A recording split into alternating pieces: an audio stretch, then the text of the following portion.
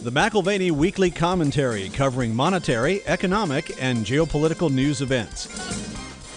I think without tariffs as negotiating leverage on other items, we lose the power to encourage energy imports from the U.S. It's the art of the deal. Economists may worry about the inflationary impacts of tariffs, and to the degree that we see that inflation, I think it's going to indicate that Trump didn't get what he wanted. What he really wants is to address the balance of payments deficits via exports, not via penalizing imports. Now here are Kevin Orrick and David McAlvany. Welcome to the McAlvany Weekly Commentary. I'm Kevin Orrick along with David McAlvany. David, I did something sort of strange this weekend. I really focused on a year, 1818, because I had heard about the second U.S. central bank tightening credit when inflation was running away. The American economy was booming at the time. People were taking huge debts and buying land, and they were exporting produce to Europe, which was war-torn because of the Napoleonic Wars. So America was booming, but the problem was the debt was creating a lot of growth that wasn't real, that could not be sustained, and it was creating inflation, to be honest with you. And so the head of the second U.S. central bank, we've had 3 tries at the Federal Reserve in one way or another, went in and just basically tightened credit, and he said no more loans, and he called his debts in, and it created what I had not really paid much attention to. It created what they call the Panic of 1819, and a very, very severe depression after that. So we went from, it was called the era of good feelings at the time, to actually one of the worst depressions America's ever been through. And I'm thinking right now, you had a call this morning with an international client who said, you guys actually are looking like you have a pretty strong economy, but is that being run by a basis of something that can be sustained, or is it just purely debt, Dave? Well, that's the key. I think when you look at GDP growth, the Atlanta Fed puts their GDP now number together. It's been coming down a little bit, but it's still, say, 2.5%, and the larger figure compiled is 2.8%. So GDP growth just shy of 3%.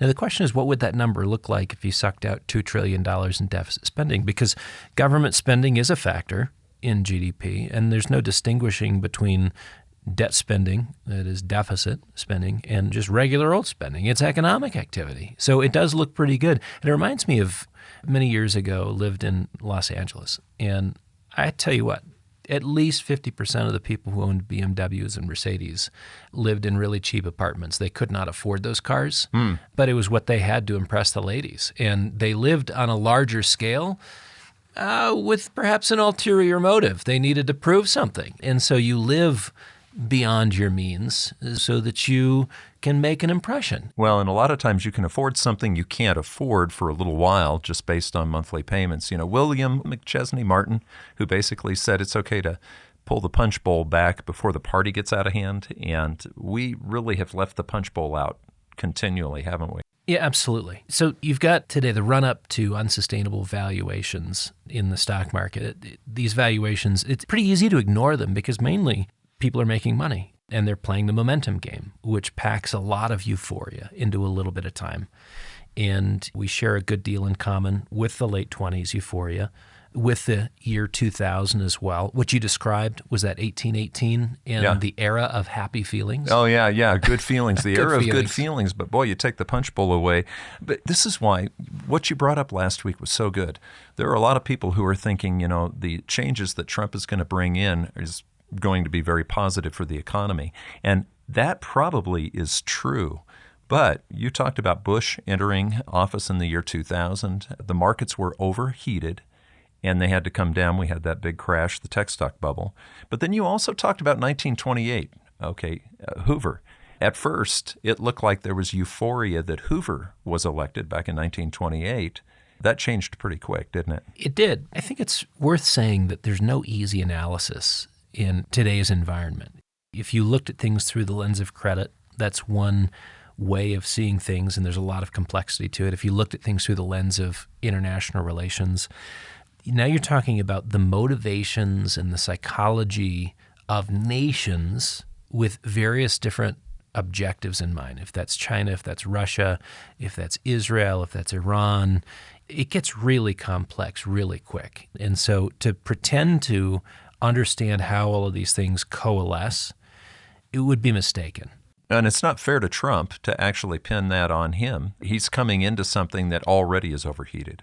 Yeah. So, we look at the market environment today, and there is a case to be made for, certain things, tariffs and negotiations that come from that, perhaps being positive, perhaps being negative. What I wanted to bring up last week, we discussed Bush entering office in 2000, and we discussed Hoover in 1928. The Dow was weakening in January of 2000. That's the Dow Industrials. The S&P was initially sympathetic to the industrials, rallied to new highs in March, in that March to May period.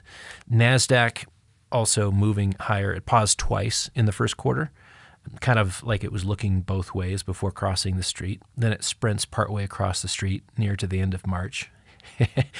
It was a big move higher in that short period of time, 45% gain from the January lows to the March peak.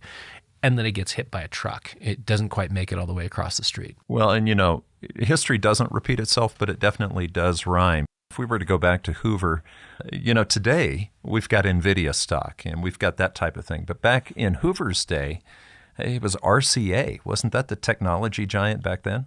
Yeah, and Morgan Lewis talked about in Hard Asset Insights, the difference between a trade and a trend, and looking at sort of the behavior of various asset classes after the election, and being able to carefully distinguish what is a long-term and sustainable trend and what is simply a short-term trade.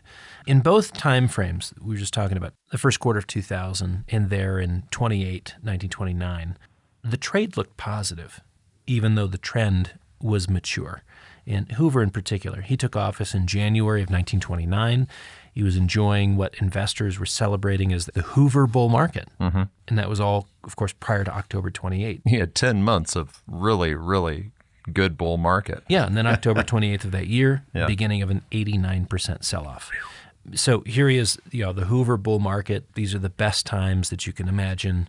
In fact, what does one economist at the time talk about it? We've reached a new and permanent plateau.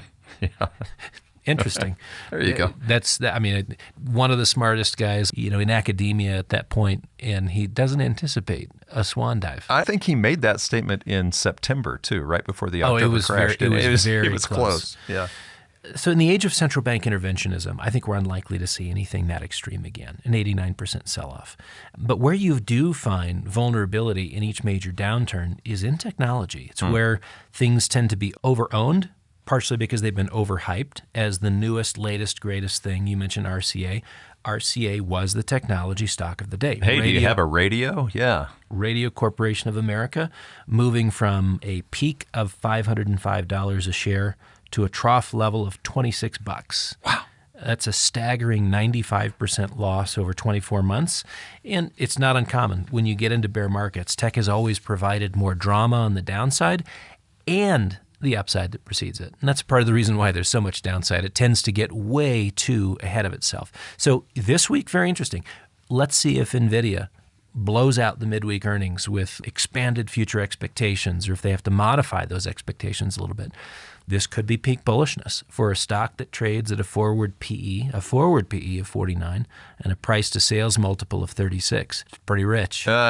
Really rich. So 49 years of earnings is what it takes to actually buy an NVIDIA stock right now. But a lot of these companies, Dave, aren't even earning. And just keep in mind, when you talk about forward PE, this is what you hope to earn, not what you are earning. That's right. They're not earning so right now. So it's 49 years of what we hope to be earning. It's a much higher number if you're talking about what we are earning. So anyways, it ends up being a fairly modest number, all things considered. So how many companies actually are going up, but they don't have any earnings? Morgan Lewis directs our attention over the weekend to the Russell 2000 small cap index, which just made a new all-time high. Within the index, 43% of the companies are losing money. Yeah, that's not earning. Which is an amazing fact when you consider the strength of the economy, when you think of economic activity, when you think of employment figures. It is fascinating. 43% of the companies in the Russell 2000 small cap index are losing money. The figure in the year 2000, again, the percentage of companies that were not making money in that same index, 14% versus today's 43%.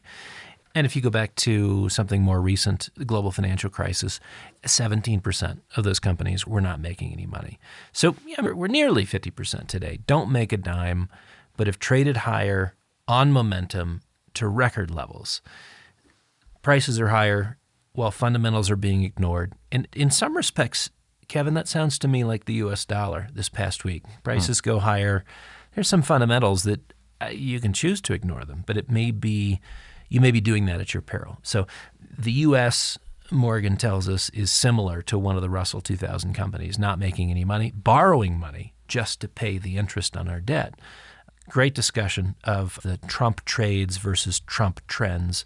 I would encourage you to go to McAlvany.com and look at the news section.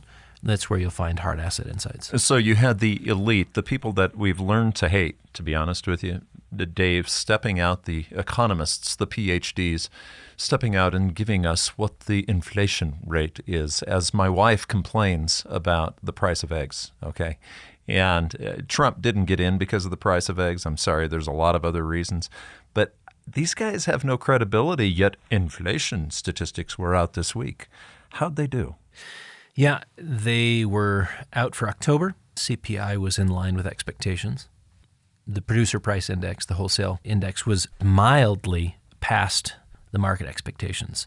And so what we saw is that equities traded positively on CPI and not positively, with the disappointment just even of 0.1% for PPI. Do people really believe CPI and PPI anymore? Absolutely. The number of people who believe in CPI is staggeringly high. They all hang out in academic circles and on Wall Street, and not very many of them do their own shopping. That's what the help is for. So the two absurdities in CPI came from, number one, the housing component, which the Fed admits is a part of the reason why inflation is remaining elevated, because it's been kind of contained, but it keeps on wanting to bust out to the upside. And a part of that is because they've artificially contained it. What we often overlook is the component they use for real estate or for housing. It's the rent metric, owner equivalent rent.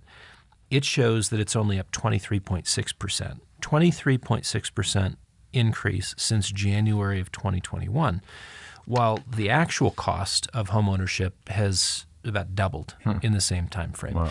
As I explained to a colleague yesterday, even in my personal situation with a fixed 30-year mortgage under 3%, my monthly expenses are higher by 50% in that same time frame due to an increase in property taxes and insurance. Housing, however you frame it, is getting expensive. It's getting even more expensive, and it's not adequately accounted for in CPI. They use owner equivalent rent up 23.6 versus a near doubling. And even though I've capped my expense in terms of a fixed rate debt, the things that I can't control, the mill rates and the new taxes that come through each election cycle, I'm getting hammered. And of course, insurance. Of course, we live in a beautiful place and people are afraid it'll burn down, and well, that comes at a cost too. So property taxes and insurance, those are number one.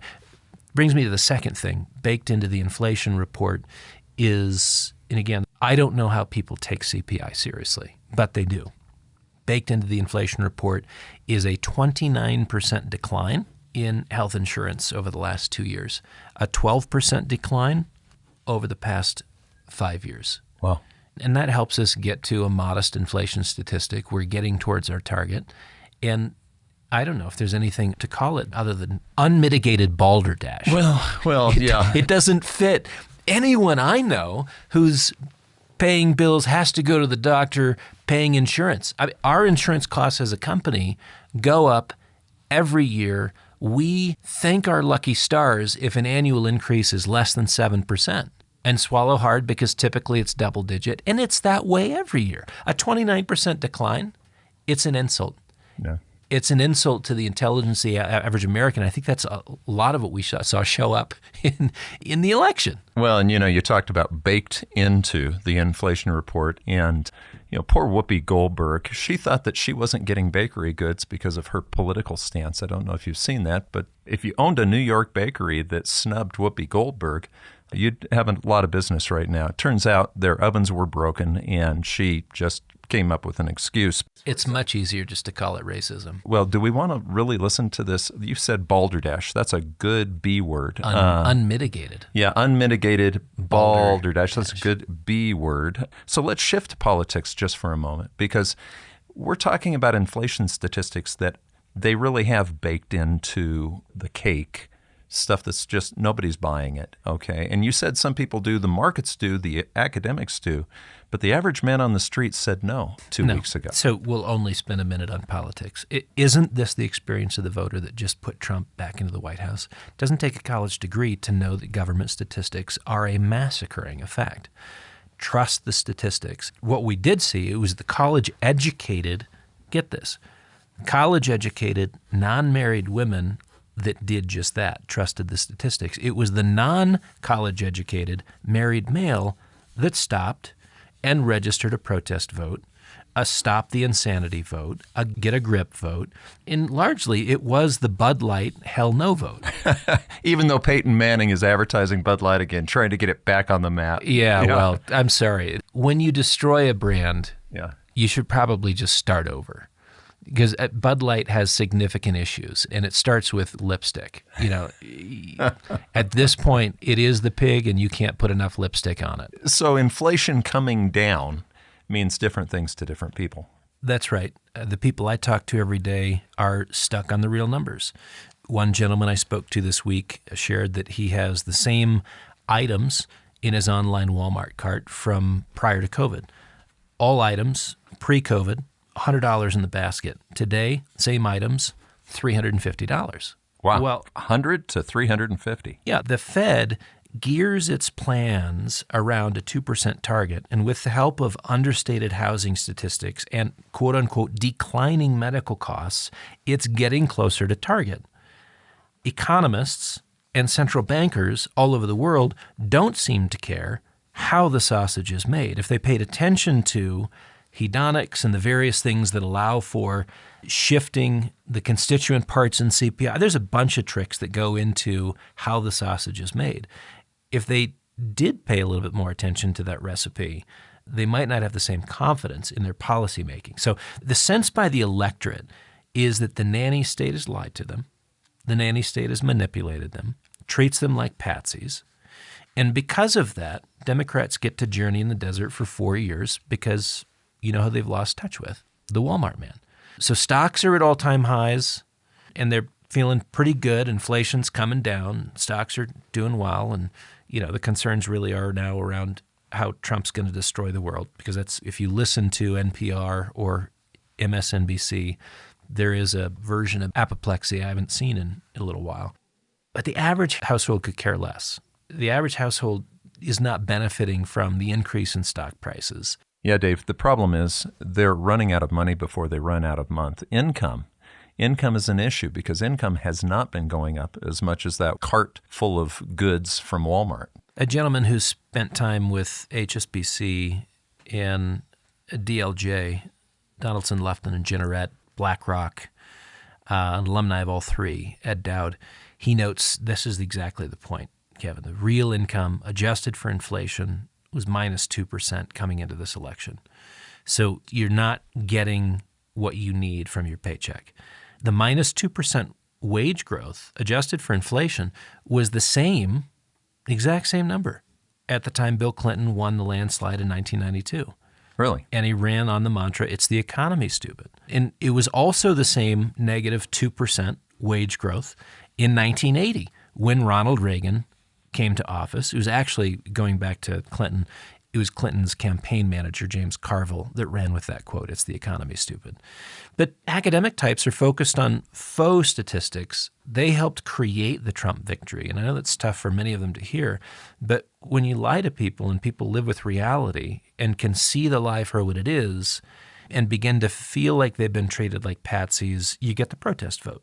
So if you try sort of the campaign scheme, which includes heavy doses of propaganda, don't be surprised if people just lose trust in the propagandizers. Academic types, they have confidence in the faux statistics because there's a rationale to their creation. And I'm not saying there's not a rationale. I'm just saying, but we should sometimes question what the rationale is. again, so we have hedonics, we have substitutions, we have the weighting shifts. And all of these things go into adjusting the CPI and creating an outcome. Dowd further points out that government hiring, government spending have promoted economic statistics that run contrary to the average man's experience of the economy. And so Trump's victory was a pocketbook reality which conflicted with the academic assumptions about economic strength. And that's where Dowd would say, yeah, you feel like the economy is good, but a lot of that came from government hiring. A lot of that came from government spending.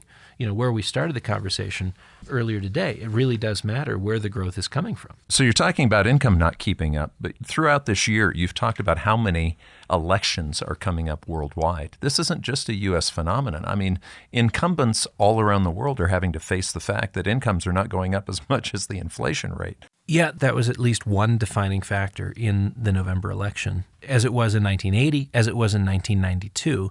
And now we've got major elections.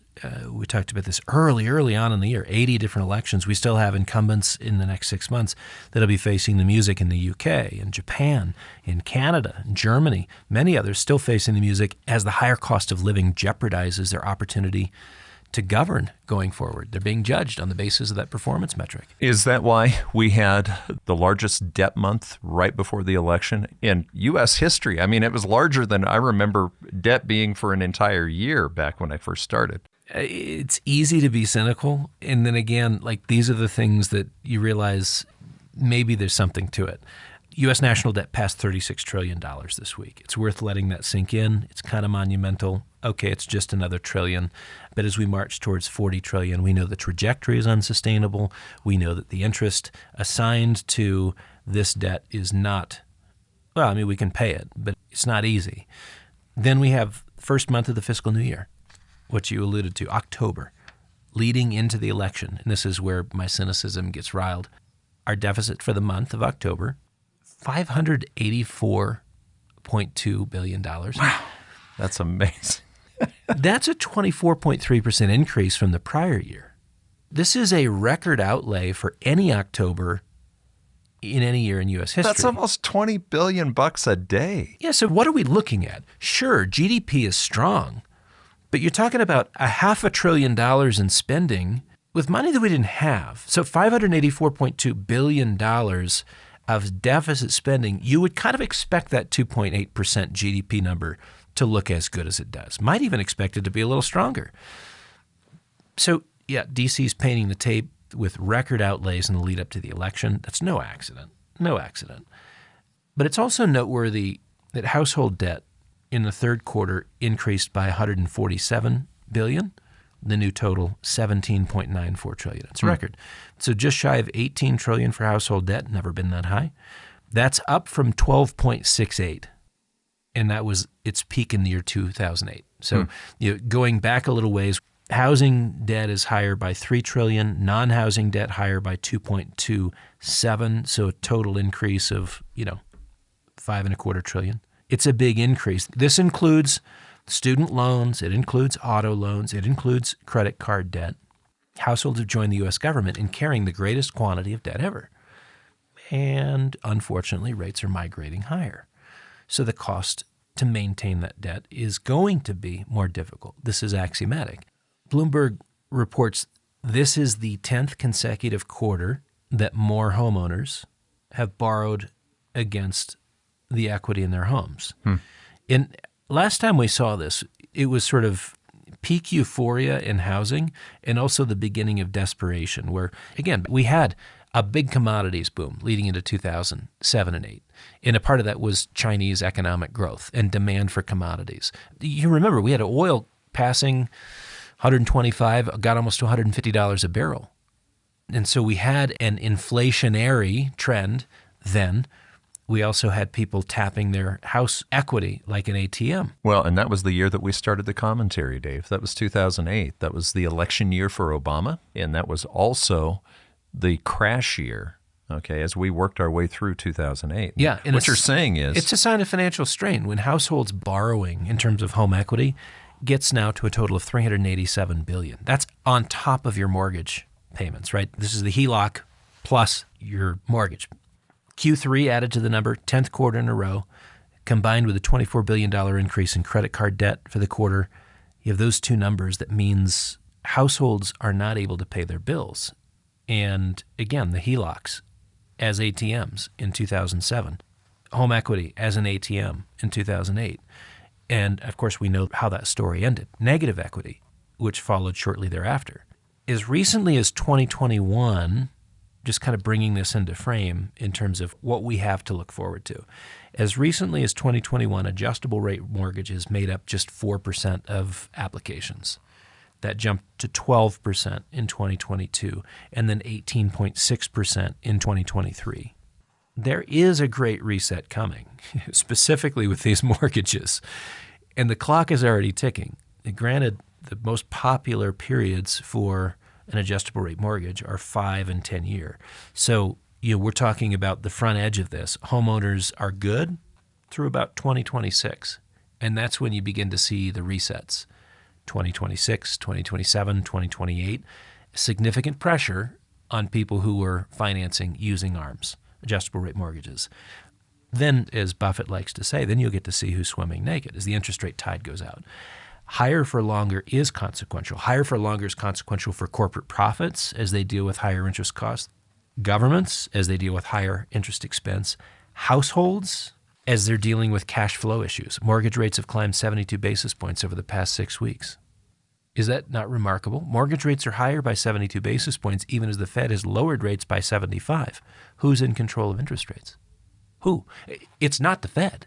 Yeah, well, the bond vigilantes always speak, but talking about Trump again, Trump is inheriting really a very awful mix. But, we spent 4 years under the Biden administration hearing how it was Trump's fault that things aren't going better than they are. And now Trump's not even in, and we're finding out that it's Trump's fault that we have inflation, right? They're blaming tariffs at this point. They are. It's interesting. I looked at the viewership and the ratings for mainstream media immediately following the election. And you look at any of your liberal outlets, and they're down a minimum of 40%, maximum of 65%.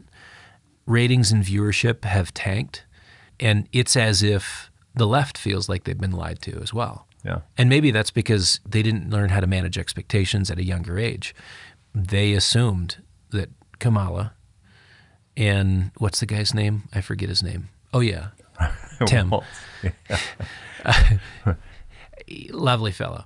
That he didn't win. Well, I'm sorry that those outlets, that there's no viewership, because actually, where else am I going to see people taking selfies of themselves crying about the outcome of the election? I love watching that stuff. And so I hope that they at least stick around long enough for me to see snowflakes cry about outcomes, We talked about last week with the sort of biased framing of a lift in interest rates following the presidential election. And there has been an increase in interest rates since the presidential election.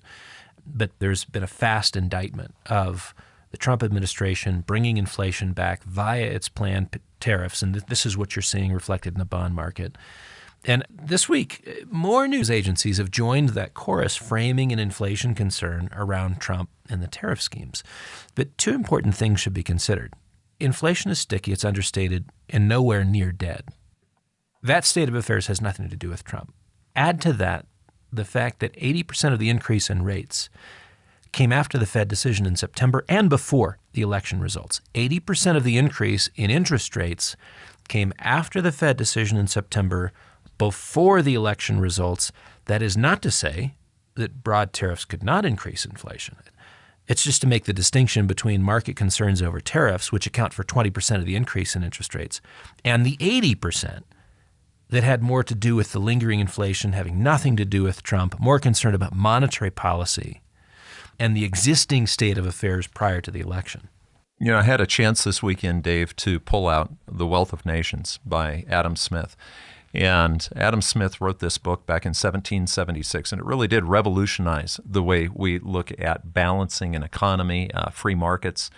And what he was writing to was actually a response to the way Europe had run for many years before that under what they call a mercantilist system. And the mercantilists believed in heavy tariffs and collecting as much wealth or gold as they could. And the way they did it was they would run tariffs, whether it's France or England or Scotland or wherever, they would have tariffs trying to block imports and try to export as much as they possibly could and run surpluses where they accumulated gold. And so it was like a zero-sum game. You're just trying to beat the nation around you, forgetting that the nation around you is also your customer.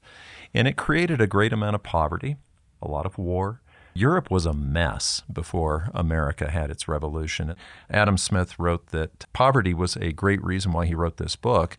He said it was not unusual for a woman to have 20 children in Europe and only have 2 of the 20 survive to adulthood because of the poverty. And so what he was saying was this. He was saying remove the tariffs or at least find a way of balancing things out where countries don't necessarily compete to the point of destruction of the other country. And so this is a question that I have, Dave. From a free market perspective, tariffs rub me wrong. In a way, it's like, well, wait a second, this is a return to mercantilism.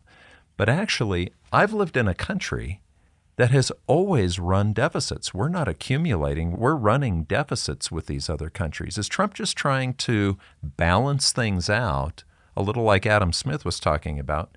What is this tariff thing? Is it to beat everybody, or is it just to balance? It's a subject I need to read on more deeply. I need a better understanding of the role that tariffs play in a floating currency system. I'd love to talk to Russell Napier. He's got great historical perspective on things like that. And he lives in Scotland, right near Adam Smith's grave. He took me to Adam Smith's grave when we did a little Scotch tasting at dinner. I have a connection with Adam Smith. Yeah. And it's not The Wealth of Nations. It's The Theory of Moral Sentiments. It's a book that I read, studied, and explored, sort of translating into a modern vernacular when I worked for the Institute for Liberty and Development in Santiago, Chile. That was where you actually read the other Adam Smith book? Yeah, and it's the more important book. This week, Gillian Tett in the Financial Times makes the appeal, will Trump recognize the value in capitalism? Or really, she makes the case, the values infused into capitalism.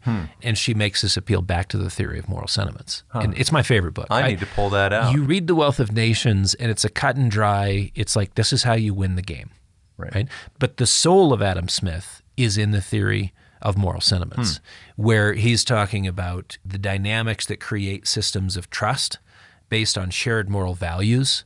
And you get into the complexity of really what we would describe more as liberalism, where we appreciate that you have value, I have value, we have respect for each other. Yes, I want a good deal, but I expect you to get the same. This is liberalism in the old model, not progressivism or what we have now. That's correct. That's correct. But this would be your Benjamin Constants, your Edmund Burkes, people who championed a version of quote-unquote liberality, very different than how we define it today. So to Trump's tariffs, is he really using these as bargaining chips? I remember in 1987, I got The Art of the Deal. I think if you see it strictly through the lens of The Art of the Deal, if you don't have leverage, so just think of tariffs as a thought experiment. Think of tariffs through The Art of the Deal.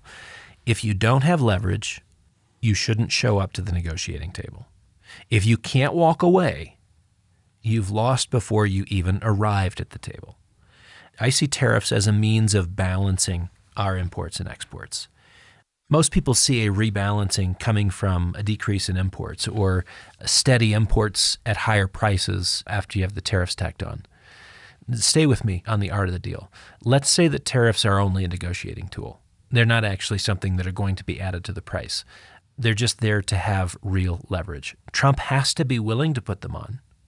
Trump has to be willing to create that inflationary environment that economists are so concerned about. But it's not what he wants. So this is not kabuki theater. It's not pretend. He will go that far. And that's the force of negotiation. You have to be willing to do what you say you're going to do. But let's say it's really just a ploy to get more U.S. autos in Europe and Asia, more oil and natural gas, predominantly natural gas, in Europe and Asia. And you solve the trade imbalance by boosting production in the areas that you have excess capacity. Right. So this balancing thing is really interesting because if Adam Smith were sitting here on this commentary right now, I don't think he would say he'd have problem with tariffs just to balance things out. The problem that he had at the time was tariffs were being used to beat everybody else around you. You know, in NASCAR, when these guys race, they have particular alliances with different guys that they're competing with all the way through the race. Or bike racing, they'll draft for a while, and then they'll try to beat them. Remember the movie Beautiful Mind? Yeah. Remember Nash? Yep. He talked about this theory of cooperation mathematically while you're still competing. And unfortunately, America has run, what'd you say? We passed $36 trillion in debt, okay?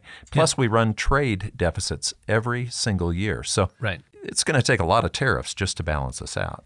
Yeah, so for example, coming back to autos, we can crank out more vehicles. Right. Capacity utilization in the 60s and 70s was nearly 90%, 88, 89%. Today it's around 77%. If you're talking specifically vehicle production, we peaked in 1978 at 13.8 million units a year. 1978, 13.8. Today, we're averaging 10.25 million units a year. That is roughly 11% of total global production. We used to be 100% of global production. Again, Model T. And you fast forward a century, we've lost a lot of market share. We have the ability to create more, right? We've got the capacity to create more. We can fill in those jobs if we can create a market for our vehicles. And this is just automobiles.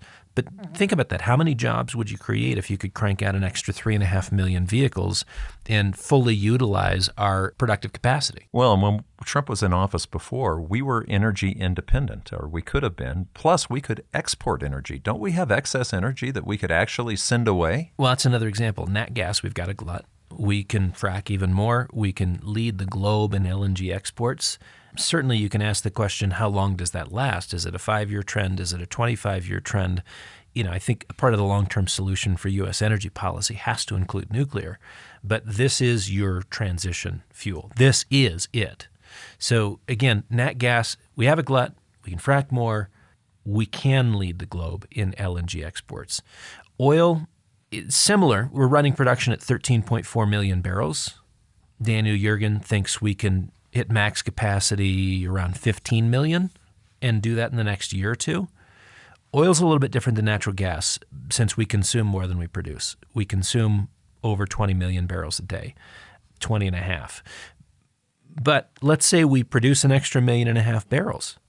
That reduces our oil imports by 20%, and that helps shrink the trade deficit as well. So you're trying to meet in the middle. If we can increase our exports, and you could certainly do that through natural gas, if you can decrease your imports, you can certainly do that by increasing domestic production of oil.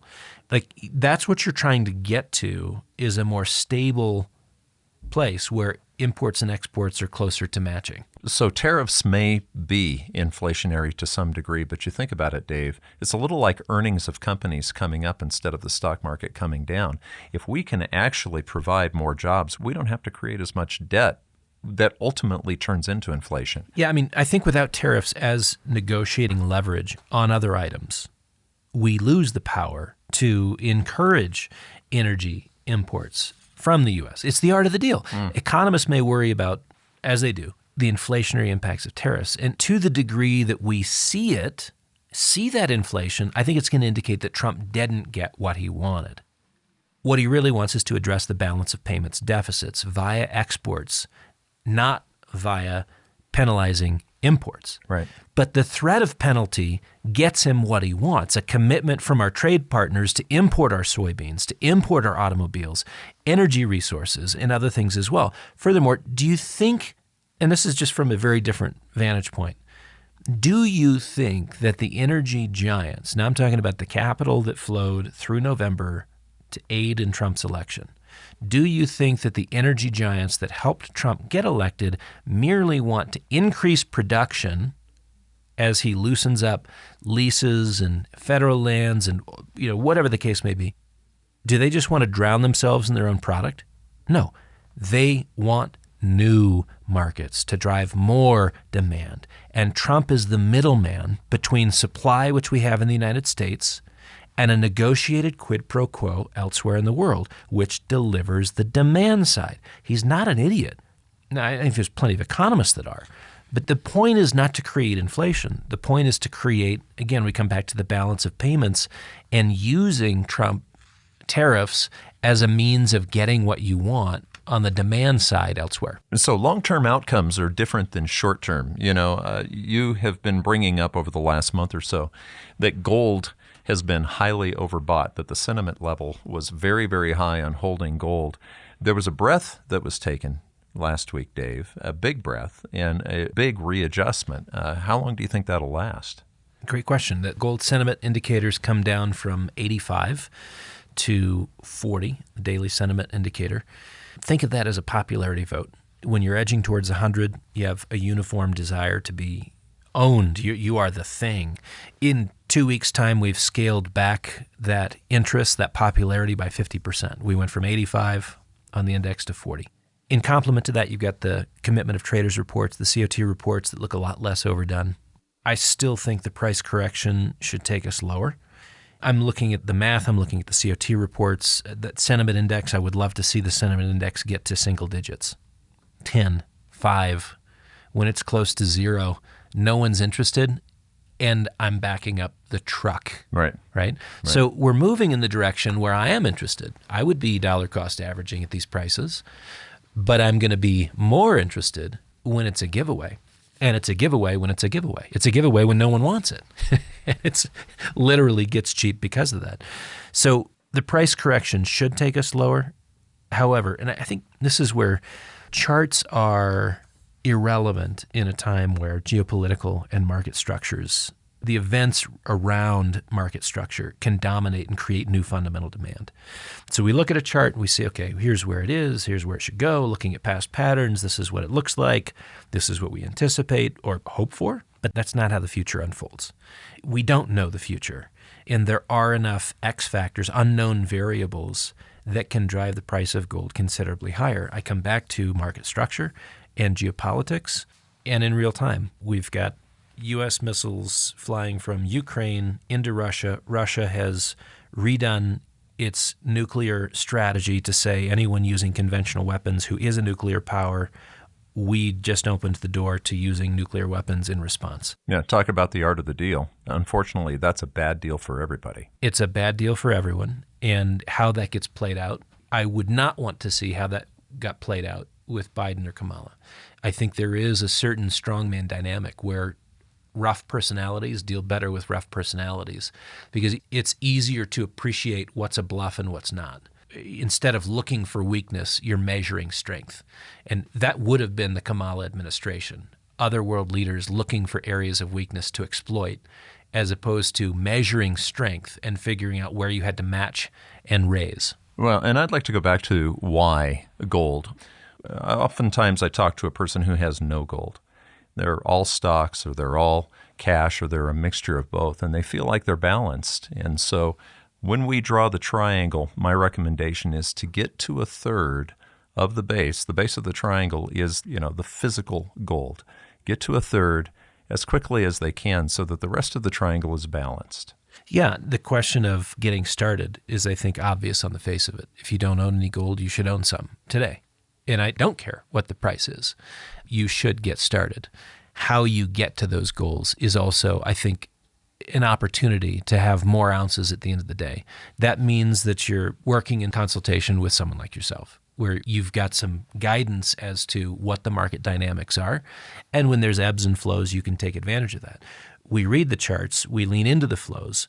I think what has to be appreciated in this market environment is that central banks remain the linchpin of this bull in metals. They've got the lead role. Investors are the supporting actors in this drama. The story is far from over, and their activity is driving the trend. This is not a trade. This is not something that has already occurred and is now in the rearview mirror, where you could imply from the current weakness in price that somehow you missed the boat and now it's back to 20 years of a bear market.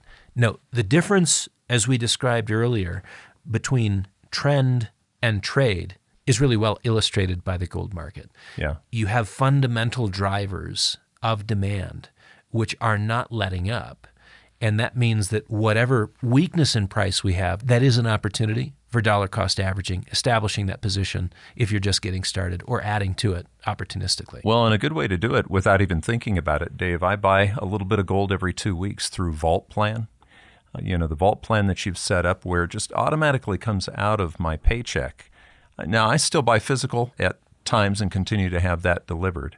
But the Vault Plan allows me to dollar cost average every 2 weeks. My trade went in today using Vault Plan. I do it every 2 weeks.